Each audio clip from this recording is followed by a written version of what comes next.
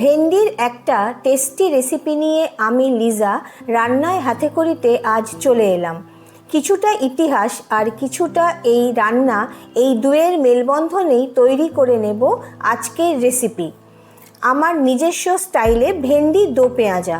তাহলে আমার নিজস্বতা আর গল্প শুনতে শুনতে রান্নাটা দেখে নিই, চলো। আজকের রেসিপির জন্য আমি কিছু উপকরণ নিয়ে নিয়েছি। তার মধ্যে আছে আমার ঢ্যাঁড়স, আর আছে এইভাবে কেটে রাখা পেঁয়াজ, আর আছে আদা কুচি, রসুন কুচি, কাঁচা লঙ্কা আর কিছু পরিমাণ টমেটো কুচি। গ্যাস ওভেনে কড়াই বসিয়ে দিয়েছি, দিয়ে দিচ্ছি কিছু পরিমাণ সর্ষের তেল। বাদবাকি যা মশলা লাগবে সেগুলো আমি তোমাদের করতে করতে দেখাচ্ছি। তেল গরম হয়ে গেছে, আমি দিয়ে দিচ্ছি কেটে রাখা ঢ্যাঁড়স।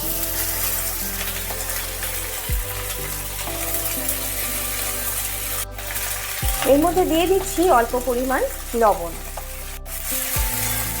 লবণ দেওয়ার পর বেশ কিছুক্ষণ একটু ভাজা ভাজা করে নিতে হবে ঢ্যাঁড়সগুলো। 3-4 মিনিট ঢ্যাঁড়স ভেজে নেওয়ার পর আমি দিয়ে দিচ্ছি এইভাবে কেটে রাখা পেঁয়াজগুলো।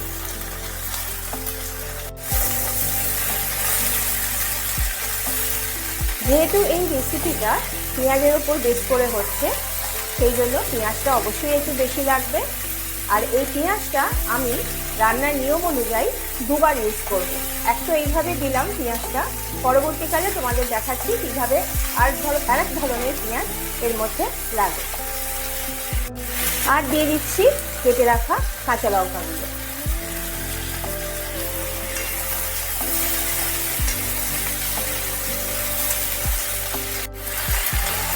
এই রান্নার টেস্টটা যাতে আরেকটু ভালো হয় তার জন্য আমি দিয়ে দিলাম এখানে চায়ের চামচের 1 চামচ মতো পোস্ত বাটা।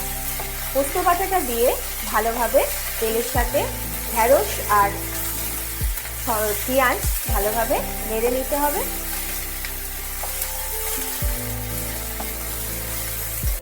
খেয়াল রাখতে হবে যাতে পেঁয়াজ, ঢ্যাঁড়স আর কাঁচা লঙ্কা যেটা দিয়েছিলাম, পরে যে পোস্ত বাটাটা দিলাম, সব কিছু একসাথে যাতে পুড়ে না যায় আর ভাজা যেন বেশি না হয়ে যায়। এই রেসিপির প্রথম পার্টটা আমার কমপ্লিট হয়ে গেল। আমি এবার এটা নামিয়ে দিচ্ছি।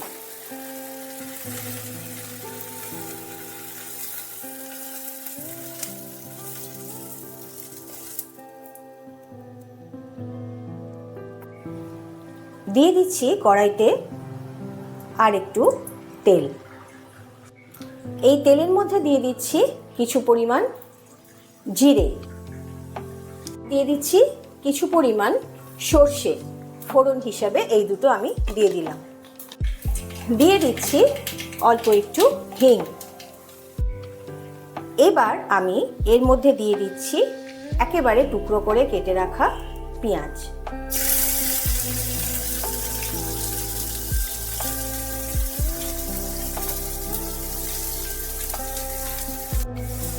আর দিয়ে দিচ্ছি রসুন কুচি পরিমাণ মতো। এরপর দিচ্ছি আদা কুচি, এটাও পরিমাণ মতো। যদি তোমাদের কারোর অসুবিধে হয় আদা কুচি রসুন কুচি দিতে, এক্ষেত্রে কিন্তু রসুন আদা পেস্টটাও দেওয়া যায়।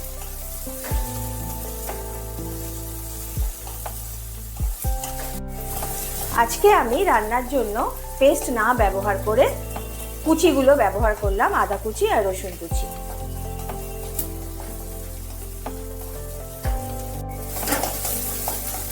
পেঁয়াজ, রসুন, আদা কুচি এগুলো দিয়ে ভালোভাবে একটু কড়াতে নেড়ে নিতে হবে তেলের সাথে মিশিয়ে 2-3 মিনিট।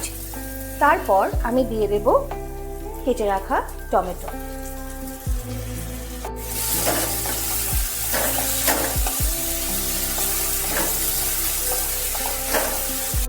নিয়ে নিয়েছি টক দই 2 চামচ মতন, চায়ের চামচের। আর দিয়ে দিচ্ছি 1 চামচের মতো কাশ্মীরি লঙ্কা গুঁড়ো। আর দিয়ে দিচ্ছি 1 চামচ মতো কিচেন কিং মশলা। আর দিয়ে দিচ্ছি 1 চামচ মতো সবজি মশলা। যদি তোমাদের এই দুটো জিনিস না থাকে তাহলে এর পরিবর্তে তোমরা জিরে গুঁড়ো আর ধনে গুঁড়ো ব্যবহার করতে পারো। আর দিয়ে দিচ্ছি হলুদ গুঁড়ো, একটু জল দিয়ে একটা পেস্ট মতন তৈরি করে নিচ্ছি।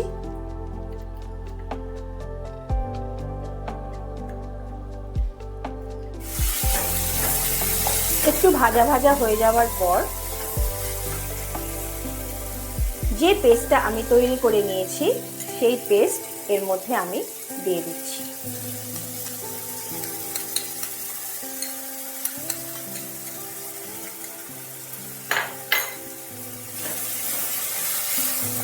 পেস্ট দেওয়ার পর ভালোভাবে একটু নেড়ে নিতে হবে।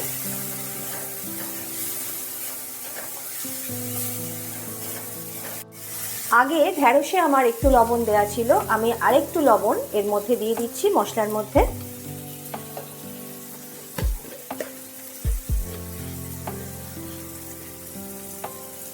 আর দিয়ে দিচ্ছি অল্প পরিমাণে একটু আখের গুড়। স্বাদ মতো গুড় আর নুনটা দিয়ে ভালোভাবে একটু কষিয়ে নিতে হবে পুরো মশলাটা। এবার মশলার যে বাটিটা ছিল সেই বাটি ধোয়া জলটা আমি এর মধ্যে ঢেলে দিলাম।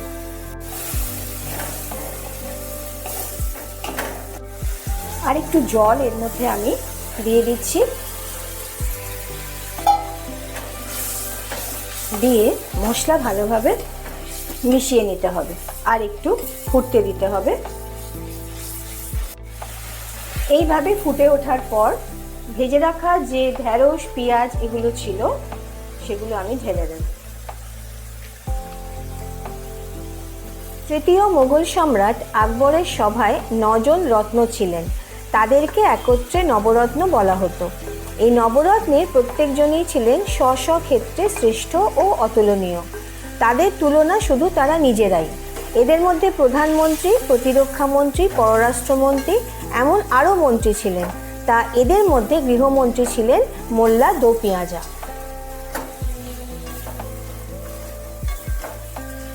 খুব অদ্ভুত নাম, তাই না? অদ্ভুতের সাথে সাথে বেশ সুস্বাদুও নামটি, কিন্তু কেন?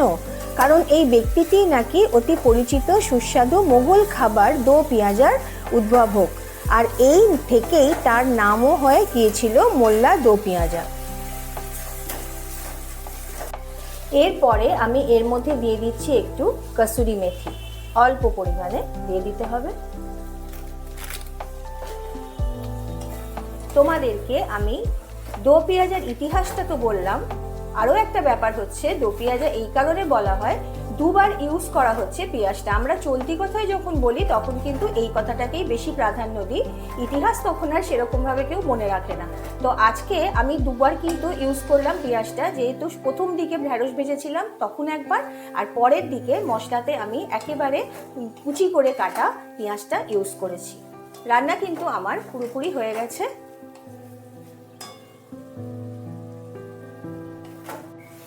আজকে আমি তোমাদেরকে যে রেসিপি দেখালাম তোমরা অবশ্যই বাড়িতে ট্রাই করো, করে কমেন্ট বক্সে আমাকে জানিও তোমরা কিভাবে খেলে, কিরকম লাগলো তোমাদের। আর যারা নতুন আমার চ্যানেলে এসছো তাদের জন্য বলছি তারা অবশ্যই এই আইটেমটা করো। এই আইটেম করতে এমন কিছু খাটনি নেই, খুব সহজেই হয়ে যায়। তো সেই জন্য তোমরা নিজেরাও করবে, করে আমাকে অবশ্যই সাবস্ক্রাইব করবে আর কমেন্ট বক্সে জানিও কেমন লাগছে, সাথে লাইক শেয়ার তো আছেই। তাহলে আজকে চলে যাচ্ছি, আমি পরবর্তী দিন আবার আসবো তোমাদের সামনে আর একটা নতুন রেসিপি নিয়ে। টাটা।